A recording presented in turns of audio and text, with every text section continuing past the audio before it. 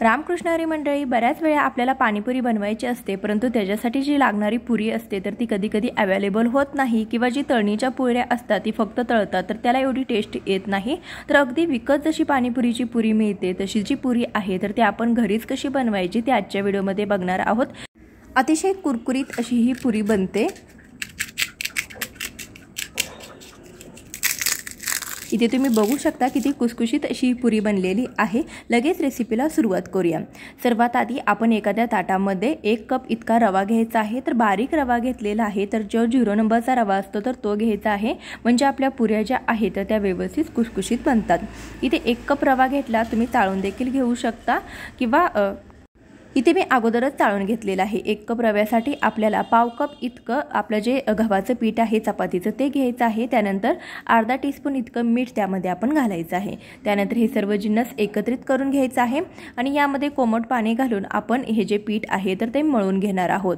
अगदी घट्टसर असं नाही, पण थोडंसं आपल्याला सैल हे पीठ मळायचं आहे, कारण की रवा आहे तर तो थोड्या वेळानंतर भिजतो आणि आपले पीठ आहे तर ते आणखी घट्टसर बनतं। यासाठी आपल्याला अशा प्रकारे पीठ बनवायचं आहे।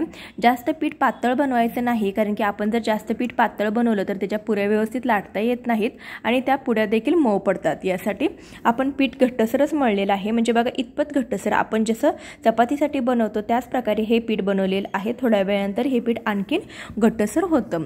पीठ मळून झालेलं आहे। आता एखादा ओला रुमाल, ओला कपडा घ्यायचा, त्यावरती झाकायचा आणि आपण हे पीठ जे आहे तर ते 10 ते 15 मिनिटं आपण हे भिजत ठेवायचं आहे। पीठ जास्त वेळ भिजत ठेवायचं नाही, नाहीतर कधी पीठ जर खूपच पातळ झालं तर आपलं जे पुऱ्या आहे तर त्या मऊ पडू शकतात। यानंतर हे पीठ आहे तर ते पुन्हा एकदा आपण मळून घेतलं, छान मऊसर असं पीठ तयार झालेलं आहे। आता आपण याच्या पुऱ्या करून घेऊया। पुऱ्या करण्याच्या 2 पद्धती मी तुम्हाला दाखवत आहे। पहिली पद्धत अशी की आपण चपातीचा जसा उंडा घेतो त्याप्रमाणे आपण पिठाचा गोळा बनवून घेतला आणि त्याची आपण एक मोठी लाटी बनवून घ्यायची आहे। एक मोठी चपाती आपण त्याची लाटून घ्यायची आहे आणि एखाद्या झाकणाच्या, टोपणाच्या किंवा एखाद्या छोट्याशा वाटीच्या आकाराने आपण त्याच्या पुऱ्या पाडून घेणार आहोत, म्हणजे एकाच वेळेस आपण बऱ्याचशा पुऱ्या पाडू शकतो। परंतु बऱ्याच वेळा काय होतं, आपण अशा प्रकारे पुऱ्या पाडल्यानंतर ज्या पुऱ्या आहेत तर त्या एकसारख्या येत नाहीत, म्हणजे ही चपाती आहे तर जी कुठे पातळ लाटली जाते कुठे जाड लाटली जाते, त्यामुळे काय होतं पुऱ्या हे ज्या आहेत तर त्या सर्व पुऱ्याच फुगतात असं नाही। तर त्यासाठी दुसरी पद्धत मला जास्त योग्य वाटते। तर यासाठी आपण अशा प्रकारे पिठाचे छोटे छोटे गोळे करून घेतलेले आहे।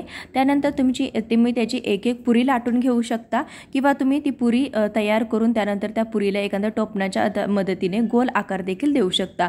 दोन्ही पद्धतीपैकी कोणती पद्धत तुम्हाला योग्य वाटते त्या पद्धतीने तुम्ही करू शकता।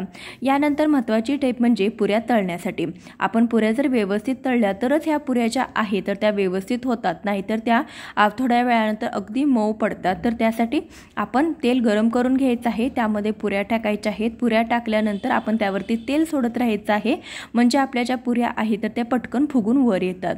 पुऱ्या सोडताना आपला गॅस मोठा ठेवायचा, त्यानंतर पुऱ्या फुगून वर आल्या की गॅसची फ्लेम अगदी कमी करायची आणि कमी आचेवरती आपण ह्या पुऱ्या ज्या आहेत तर त्या लालसर रंगापर्यंत भाजून घ्यायच्या आहे। फक्त पहिल्यांदा आपण गॅसची फ्लेम मोठी ठेवायची, फक्त पुऱ्या फुगून वर येईपर्यंत।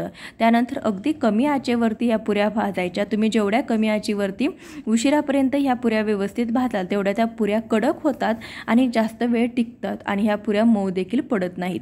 यासाठी तळताना आपल्याला खूप पेशन्स ठेवायचे आहेत, अगदी आपल्याला लक्षपूर्वक ह्या पुऱ्या तळायच्या आहेत। अशा पद्धतीने तुम्ही जर पुऱ्या तळल्या तर आपल्या ज्या पुऱ्या आहेत तर त्या अगदी कुरकुरीत बनतात।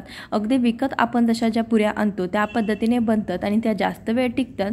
थोड्या वेळानंतर थंड झाल्यानंतर त्या मऊसुद्धा पडत नाहीत। तर इथे बघा आपल्या 1 कप रव्यापासून इतक्या सगळ्या पुऱ्या तयार झालेल्या आहेत। अतिशय साध्या सोप्या पद्धतीने ही आपण पाणीपुरीची जी पुरी आहे तर ती बनवलेली आहे।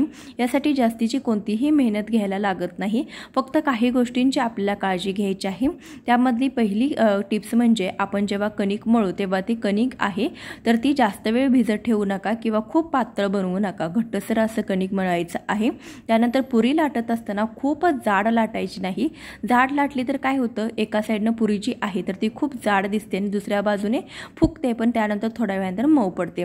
त्यासाठी आपल्याला आपण चपाती ज्याप्रमाणे लाटतो त्याप्रमाणेच पुरी जी आहे तर ती लाटून घ्यायची आहे। त्यानंतरची टिप्स म्हणजे तळताना आपण जेव्हा पुरी तळू तेव्हा कमी आचेवरच पुऱ्या तळा, म्हणजे त्या व्यवस्थित कडक होतात। इथे बघा आपली पुरी किती कुरकुरीत झालेली आहे। अशा प्रकारे पुऱ्या बनवून तुम्ही हवाबंद डब्यामध्ये जर ठेवल्या तर ते जास्त दिवस टिकतात आणि कधीही तुम्ही ही पाणीपुरी बनवू शकता। नेहमीप्रमाणे कमीत कमी वेळेमध्ये योग्य त्या टिप्स देऊन मी तुम्हाला रेसिपी शेअर करण्याचा प्रयत्न केलेला आहे। माझ्या रेसिपी तुम्हाला आवडत असतील तर नक्की जास्तीत जास्त लोकांपर्यंत शेअर करा। चॅनलवर नवीन असाल तर सबस्क्राईब करून प्लीज मला सपोर्ट करा। भेटूया अशाच एखाद्या व्हिडिओसोबत, तोपर्यंत धन्यवाद। रामकृष्ण हरी।